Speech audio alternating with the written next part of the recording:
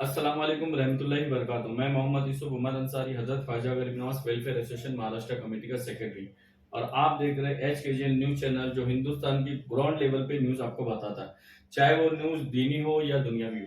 मसलन हमको ये चैनल बनाने की जरूरत इसके लिए पड़ी क्योंकि आज बहुत से मुसलमानों के ऐसे चैनल है जो सेकुलर के नाम पे मुसलमानों की घटनाओं को, मुसलमानों की तकलीफ को सामने तो रखते हैं, मगर नामूस रिसालत सल्लल्लाहु ताला अलैहि वसल्लम का जब मसला आता है तो वो खुल के बात नहीं करते।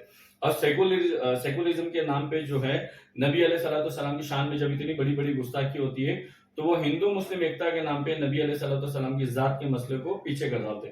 तो जिस तरह आपको पता है पिछले 6 महीने पहले हमने मुंबई में ये बुक लिखी थी, नामूस रिसालत सल्लल्लाहु ताला अलैहि वसल्लम। हम ये कानून की शुरुआत मुंबई में करने वाले थे, महाराष्ट्र में करने वाले थे, मगर महाराष्ट्र की सरकार जो मुकम्मल रहने और गिरने पे तैयार थी, इसकी वजह से हमने महाराष्ट्र में प्रोसीजर रुका दिया।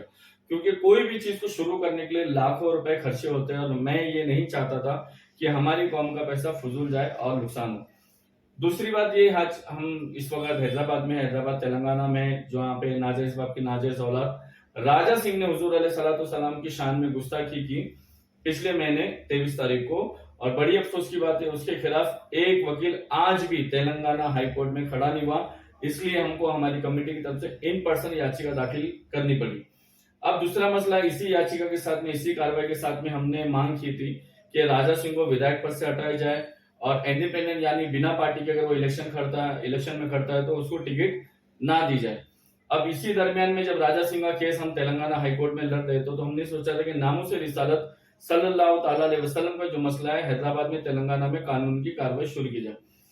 तो नामूस रिसालत सल्लल्लाहु अलैहि वसल्लम का जो कानून है 295, ऐसे कानून पहले बन चुके हैं। 1857 में 295 एक कानून बना जिसका नाम है 295 ए। ये कानून ऑलरेडी बना हुआ है। इससे पहले जब 1857 में कानून बना था तब इंडिया में 295 सी ये कानून था। अब ये है 295। जब इंडिया और पाकिस्तान अलग हुआ, 295 सी में जो ये कानून पाकिस्तान गया और ये कानून जो इंडिया में हमारे पास रह गया, इन दोनों कानूनों में फर्क क्या है मैं आपको बताना चाहता हूँ। पहला कानून 295 ए है, दूसरा जो है 295 सी। 295 सी हमारे साथ जब हिंदुस्तान पाकिस्तान हमारे से अलग हुआ तो 295 सी पाकिस्तान चला गया, 295 ए हमारे पास रह गया। 295 सी में आज भी कोई भी गैर मुसलमान अल्लाह उसके रसूल की शान में गुस्ताखी करे, अगर उसका गुनाह साबित हो जाए, उसकी चार्जशीट में गवाही मिल जाए कि इसने अल्लाह उसके रसूल की शान में, कोई भी गैर मुसलमान हो या नाम निहत मुसलमान हो, अल्लाह उसके रसूल की शान में गुस्ताखी करे तो उसको 295 सी के तहत जो है फांसी की सजा दी। मगर ये कानून जब हिंदुस्तान पाकिस्तान अलग हुआ तो ये कानून हमारा पाकिस्तान चला गया। अब हमारे पास ये कानून बचा जो है 295 ए। 295 ए में जो है नाम निहत मुसलमान अगर किसी हिंदू देवी देवता के बारे में बुरा बोलते या गलत बोलते, या कोई हिंदू जो है मुसलमान के अल्लाह के बारे में, पैगंबर के बारे में, सहाबा कराम के बारे में, औलिया कराम के बारे में अगर बुरा बुरा बोलता है, लिखता है, बोलता है, सोशल मीडिया में कमेंट करता है या पोस्ट करता है या वीडियो बनाता है, तो उस पे ये धारा लगती है 295 ए। ये धाराओं को हम चेंज करना इसलिए चाहते हैं क्योंकि इसमें जो है सेम डे बेल हो जाती है। मतलब आपने देखा राजा सिंह जो हुजूर अलैहिस्सलाम की शान में गुस्ताखी किया पिछले महीने 23 तारीख को, तो सुबह गिरफ्तार हुआ और शाम होते होते वो छूट गया। इसीलिए इस कानून को हम चेंज करना चाहते हैं और इसी कानून में हम यूएपीए लगवाना चाहते हैं। चाहे टीवी डिबेटों पे बैठ के, न्यूज चैनलों में बैठ के बात करी जाती है कि तुम्हारे पैगंबर ने क्या किया, तुम्हारी अजानों में क्या बोला जाता है, तुम्हारे मक्का शरीफ में क्या है, तुम्हारी मस्जिदों में क्या है, तुम्हारे मदरसों में आतंकवादी है, ये सारी चीजें आज मुसलमानों के बारे में बेबाक होकर न्यूज चैनलों में बोला जाता है।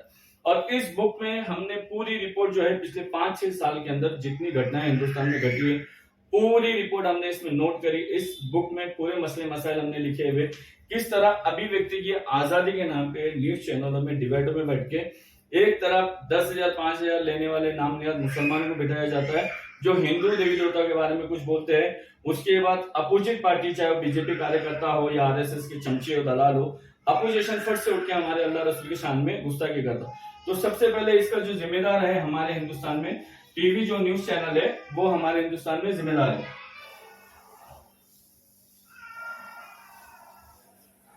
टीवी न्यूज चैनल जो है हमारे हिंदुस्तान में पूरा जिम्मेदार है जो अल्लाह उसके रसूल की शान में गुस्ताखी होती है, और उनका अहम मकसद ये है कि टीवी न्यूज चैनलों में बैठ के अल्लाह उसके रसूल की शान में गुस्ताखी की जाए, ताकि हिंदुस्तान में रोटी कपड़ा मकान और जॉब काम धंधा बिजनेस के बारे में कोई सवाल ना उठे। मुसलमान को बिठाया जाता है कि हिंदू देवी देवता के खिलाफ बोले, और हिंदू को बिठाया जाता है कि वो अल्लाह उसके रसूल की शान में गुस्ताखी करे।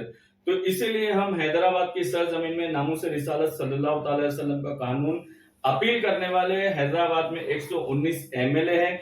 119 एमएलए को हम लेटर देने वाले हैं कि नामूस रिसालत सल्लल्लाहु अलैहि वसल्लम के कानून के ताल्लुक से हैदराबाद तेलंगाना की विधानसभा में आवाज उठे। अगर हैदराबाद तेलंगाना में 119 एमएलए है और बाकी हमारा काम मेहनत करना है, अल्लाह के साथ हमें कामयाब करने वाली अल्लाह के साथ पे हमें भरोसा है। अल्लाह जिसे तौफीक दे, चाहे वो कोई भी पार्टी का हो, कांग्रेस का हो, टीआरएस का हो, एमआईएम का हो, कोई भी पार्टी का नेता यहाँ पे हो, हमें उम्मीद है अल्लाह के साथ पे कि अल्लाह ताला कोई ना कोई अपने बंदों के जरिए नामूस रिसालत सल्लल्लाहु अलैहि वसल्लम के कानून के लिए विधानसभा में आवाज उठाएगा।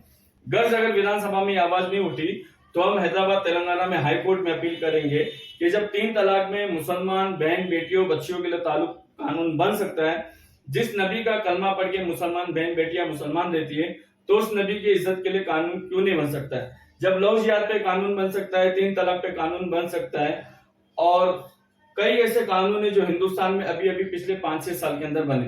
तो अगर हम पूरे हिंदुस्तानी भाई सुन्नी खुशकीदा मुसलमान इस काम में अगर मिलजुल के मेहनत करेंगे, तो मुझे उम्मीद है अल्लाह उसके रसूल की जात पे कि कानून बनाने में हमें आसानी होगी। दोस्तों और बुजुर्गों, ऐसी ऐसी वीडियो बन चुकी है, हुजूर अलैहिस्सलाम की शान में गुस्ताखी की 1000 से ज्यादा वीडियो बन चुकी है। ऐसी वीडियो जो हम आपको दिखा भी नहीं सकते, समझा भी नहीं सकते। इसीलिए हम ये चाहते हैं कि अल्लाह उसके रसूल की इज्जत के लिए कानून बने, नामूस रिसालत सल्लल्लाहु अलैहि वसल्लम का कानून बनेगा। कम से कम 90% गुस्ताखों के मुंह पे पाबंदी लगेगी। हम उनको कुछ नहीं कर सकते तो कम से कम उनके मुंह पे हम पाबंदी लगा सकते हैं। जिस तरह आपको मालूम है, इससे पहले पिछले साल नवंबर के महीने में नाजायज बाप की नाजायज औलाद वसीम रिजवी गुस्ताखी रसूल ने जब मोहम्मद करके किताब लिखा और उस पे एक एक पेज में हुजूर अलैहिस्सलाम की शान में गुस्ताखी की थी। इस किताब को रुकाने के लिए हमने इलाहाबाद हाईकोर्ट में अपील करी थी, और अल्हम्दुलिल्लाह सरकार का करम है, आप लोगों की मेहनत की वजह से, चाहे पैसे की मदद हो या सिग्नेचर कैंप की मदद हो, आप लोगों की मदद की वजह से वो किताब पे पाबंदी लगी। इलाहाबाद हाईकोर्ट में नाजायज बाप की नाजायज औलाद वसीम रिजवी और यती नरसिंह अनंत स्वामी का केस हम लड़ रहे। सुप्रीम कोर्ट में एक आवारा औरत नुपुर शर्मा का केस हम लड़ रहे। और हैदराबाद तेलंगाना में जो है नाजायज बाप की नाजायज औलाद एक हरामी जिसने हुजूर अलैहिस्सलाम से पहले हजरत ख्वाजा गरीब नवाज रज़ियल्लाहु ताला अन्हु को गाली बकाता, अगर उसी टाइम पे हैदराबाद में कोई वकील खड़ा हो जाता था तो आज हुजूर अलैहिस्सलाम की शान में इतनी बड़ी गुस्ताखी हैदराबाद में नहीं होती थी। बैरकस जो होना था वो हुआ, मगर आगे ऐसा ना हो, इसलिए हम चाहते हैं कि नामूस रिसालत सल्लल्लाहु अलैहि वसल्लम के लिए कानून बने।